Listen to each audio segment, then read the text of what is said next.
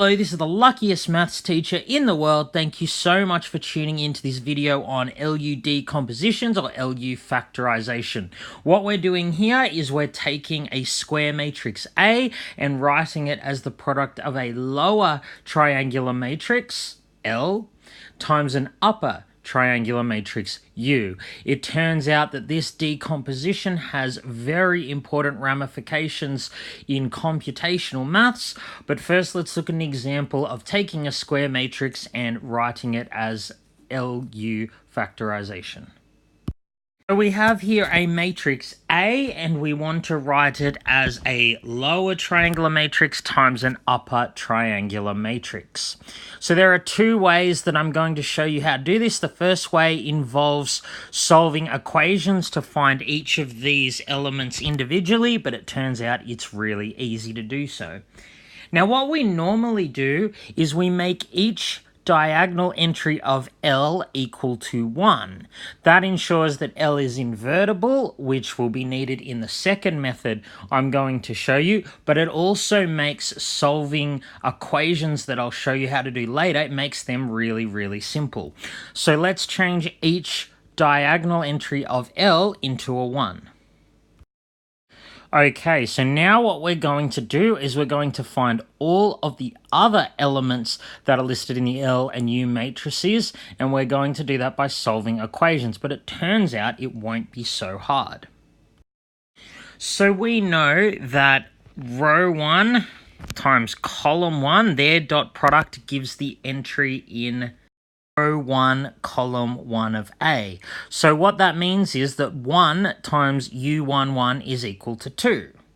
So that shows us that U11 is equal to 2. Now, by similar logic, it turns out that the first row of U is equal to the first row of A. That's just because when you times it by this row here, you just get 1 times the relevant element. So I've now just rewritten the first row of U.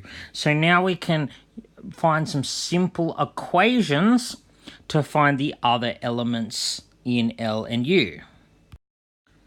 So when I multiply this row and this column, take its dot product, so that's row 2 by column 1, I get the entry in A, row 2, column 1. So if you take the dot product of that row of L and that column of U, you end up with 2 times L21, but that has to be equal to 1. So that tells us that L21, that entry is equal to 0.5. Similarly, when I take the dot product of this row and this column, I get the entry in A that's in row 3, column 1, which is 6. So the dot product of that row in L with the column in U yields the equation that 2 times L31 is equal to 6, and of course that means L31 entry is equal to 3. So now let's find entry U22. Well, I can do that by taking the dot product of the second row of L with the second column of U, and of course that's equal to the 2 entry of A. And of course that dot product gives minus 2 plus U22, that needs to equal 5, so that means the 2 entry of U is 5 plus 2, which is 7. Now if I want to find U23, I can do dot product of row 2 of L with column 3 of U, that gives me this entry here, so I have the equation 0.5 times 2 plus U23 is equal to -4, and of course that implies that U23 is equal to -5. And continuing in this way, we can find a couple more equations to find out the remaining 2 elements in these matrices. So I have now written A as the product of a lower triangular matrix and an upper triangular matrix. So I was taking care to explain it, which is probably why it took a bit longer than you might expect, but really this is a really quick process even to do by hand, so it's very quick for computers and doesn't require heaps of operations. So I'm now going to show you how to attain this same LU decomposition using row reduction. So this is the process we're following here. It turns out that when you reduce A to its echelon form, that's already an upper triangular matrix, so we use that one, and then we place entries in L such the same sequence of row operations that I used in part 1 would reduce L to the identity matrix. So let's take a look at the matrix that we saw last time. So let's take our matrix A and reduce it to echelon form, not row reduced echelon form, just echelon form. So firstly, we want to make the 2 entries in the first column that are below the 1, 1 entry. We want to make them equal to 0. So I perform these row operations and then I keep going. So one more row operation. You can see already I have A in echelon form. It's an upper triangular matrix, which you'll note is the same matrix we got for U in the previous example. So that was really easy to find U. Now let's find L. So we know that L is going to be a 3 by 3 lower triangular matrix. So I can put in the zeros already, and I know it's going to have 1 along its leading diagonal by the way that I've set this up. So the first column of L is the same as the first column of A, but you divide by this entry here, the 1, 1 entry, the one you sort of pivoted around. So I'm going to divide the first column of A by 2. So 2 divided by 2 is 1, 1 divided by 2 is 0.5, and 6 divided by 2 is 3. So now I only need to find 1 more entry. So to get that, I use this column here in my second matrix, 7, 10, but I again divide each of these entries by now the 2, 2 entry, 7. So 7 divided 7 is 1, and 10 divided 7 I can just write as 10 over 7. So how easy is that? It really didn't take much effort to find L or U, and again, this was by hand, so it takes even less effort for a computer to do this. So why am I showing you this? Well, it turns out that as far as I know, all computer programs like MATLAB, Python, and all that, they use LU factorization to solve systems of linear equations. It's because putting A in LU form isn't really computationally expensive at all. It doesn't require that many operations.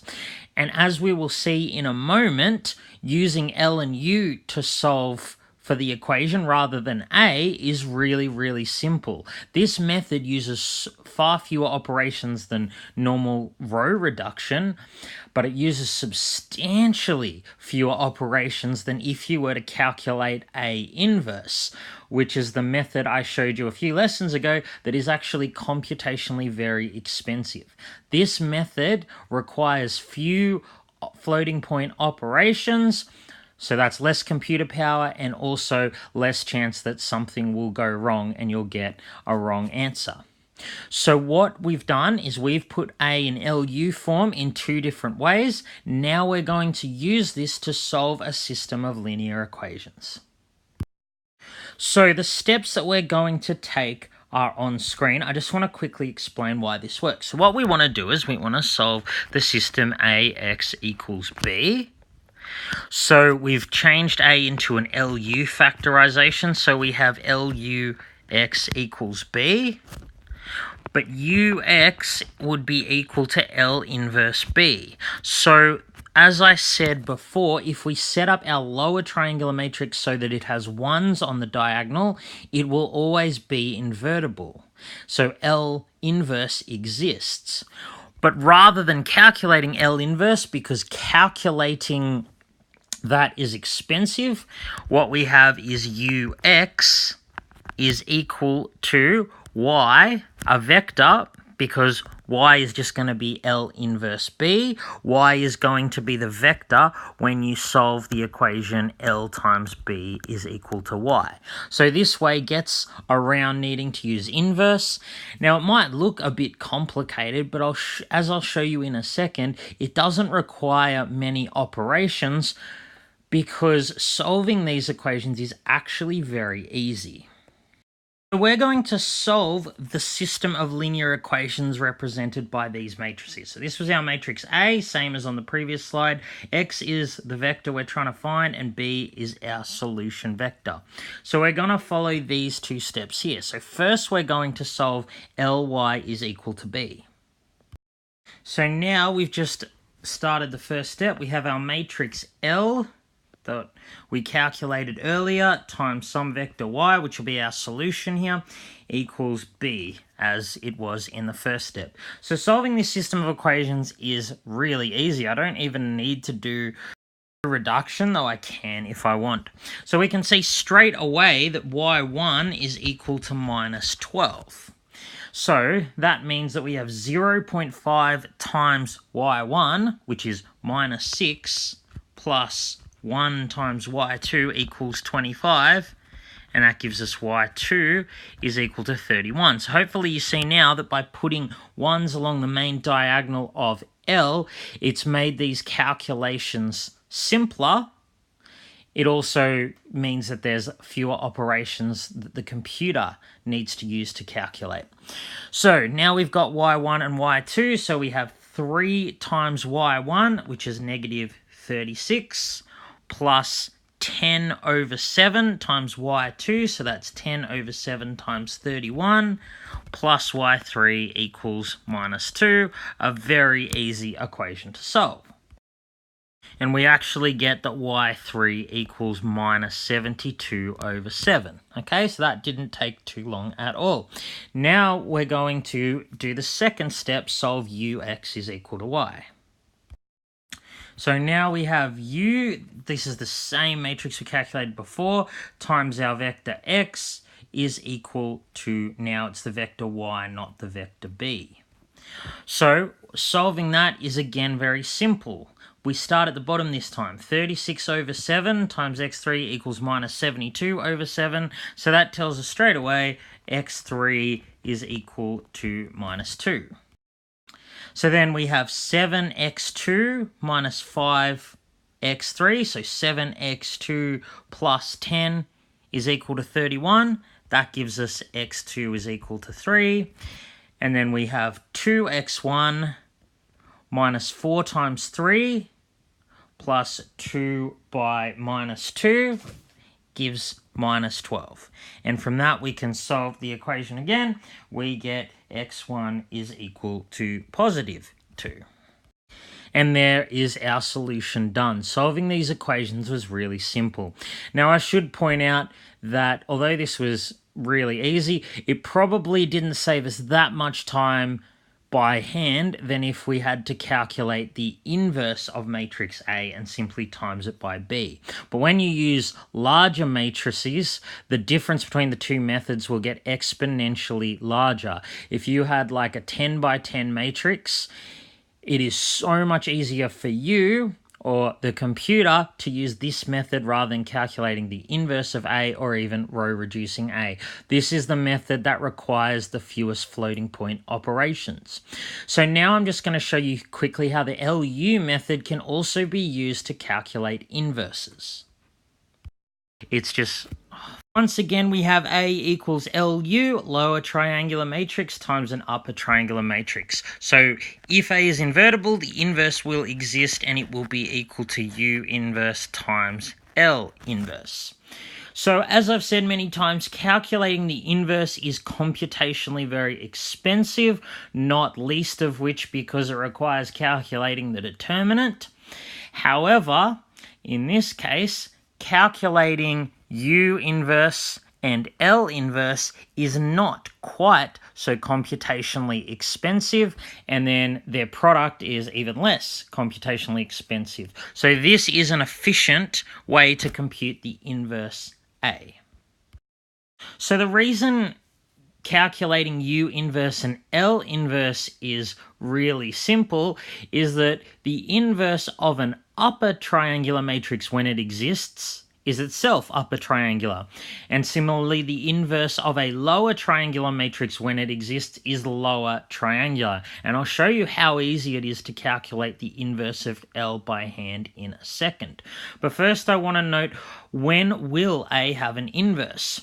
Well, we've set up L so that it will always be invertible if its diagonal entries are all equal to 1. So if we set up L in this way, L will always be invertible. So that means A will be invertible if and only if this matrix will be invertible. So it turns out a triangular matrix is invertible when and only when none of its diagonal entries are equal to 0. So in this case, L is invertible because none of its diagonal entries are equal to 0. Similarly, U is invertible because none of its diagonal entries are equal to 0. We'll look at why that is in the lesson. And the product of two invertible matrices is itself an invertible matrix. So in this case, A will have an inverse. So let's look at a 3x3 general matrix. I'll just call it L star. So we've decided that it's going to have 1s along its leading diagonal, and it's just going to have some random elements I'll call A, B, C. So it turns out that the determinant of this matrix is equal to 1. It's very easy to calculate. And furthermore, that will make the inverse calculation easy because inverses always involve dividing by the determinant. Dividing by 1 doesn't change it. So to find the inverse, we can write it like this. L times L inverse is equal to I, because we know that the inverse of a lower triangular matrix is itself lower triangular matrix. And of course, if these entries are 1, then so too these entries must be 1. So it's not hard to come up with a formula to make this equation work. When we do this row by this column and take their dot products, we get A plus D equals 0, or A is minus D. So then when we take the dot product of this row and this column, we get B plus CD plus E is equal to 0. But hang on a minute, we found out that D was equal to minus A. And so that makes the equation simple because we have one equation and one unknown variable. So we can change this D into a minus A, and we're left with E is equal to CA minus B. And we know what A, B, and C are because they come from the original matrix. And finally, when we take the dot product of this row and this column, we have that C plus F is equal to 0, or C equals minus F. So inverting L is actually very simple. So if this here is our matrix L inverse is going to be very simple. It's going to have the same first row. So then minus A is that entry that I called D. And then in the final row, the first entry will be CA minus B. So in this case, it'll be C times A and then minus B. And you get minus 16 over 7, and then F is just minus C. C, which is the negative of its counterpart in the first matrix. So it'll just be negative 10 over 7, 1. That is L inverse. That was really easy to calculate. We can perform a similar process to find U inverse. So unlike L, it didn't have 1s along its leading diagonal, but the inverse will just be the reciprocal of each of those entries on the leading diagonal. It again will be upper triangular, and we can solve for the missing 3 elements. So U inverse can be calculated easily by hand as well. So that's U inverse, and then A inverse will just be the product of those two matrices. So when we multiply them together, we get that matrix there in red. So it is still a little bit of work calculating by hand, but it's so much quicker than calculating the inverse of A using other methods, and it turns out it requires far fewer operations and is thus more computationally efficient. So LU factorizations or decompositions are very important in numerical calculations. So I just want to make a quick note. Does any square matrix have an LU factorization? Well, no, it doesn't. If we look back at when we were row reducing A in order to get the LU factorization, what we might note is we need to have a matrix A that can be row reduced without needing to switch any of the rows. But when you do have such a matrix that doesn't quite have an LU factorization, there's an easy fix. We just multiply it by what's called a pivoting matrix, and there's a question like that in the lesson. All right, I hope you've enjoyed this video. This has been the luckiest maths teacher in the world. Have a great day.